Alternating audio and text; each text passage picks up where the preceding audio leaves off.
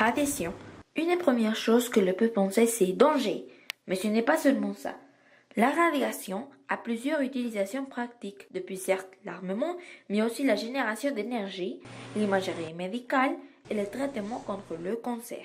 Le rôle d'un physicien médecin est de faire des calculs pour donner à un patient la dose de radiation que le médecin a prescrite. Sa responsabilité est de vérifier que la dose soit donnée dans les caractéristiques précises et de vérifier que les machines soient prêtes à utiliser.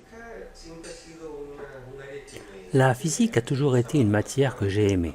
Les mathématiques et la physique demandent beaucoup d'analyse, et c'est connaître la nature. L'autre chose qui m'a beaucoup plu, c'est l'astronomie. Et petit à petit, j'ai appris les différents modèles physiques de la nature, et j'ai fini dans la physique nucléaire, puis physicien en médecine. Le travail qui se réalise au niveau médecine est très important car il permet de donner une meilleure qualité de vie aux patients atteints du cancer et même sauver des vies. En réalité, c'est le personnel soignant qui est le plus important, car ce sont elles les personnes qui donnent le traitement aux patients, qui sont les techniciens.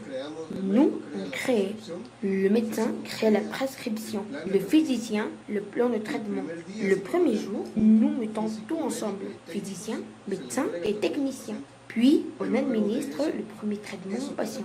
Mais après cela, on répète ce que l'on a fait le premier jour, on le répète au minimum pour 20 sessions. Le rôle d'un physicien médecin est de faire des calculs exacts et simulations pour donner au patient la dose indiquée. Et tous les jours faire la maintenance et vérification d'utilisation des machines.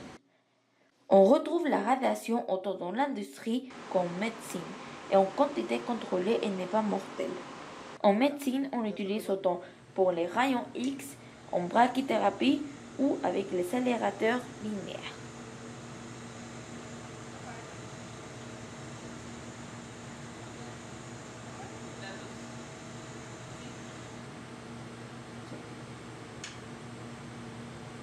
Ahí está.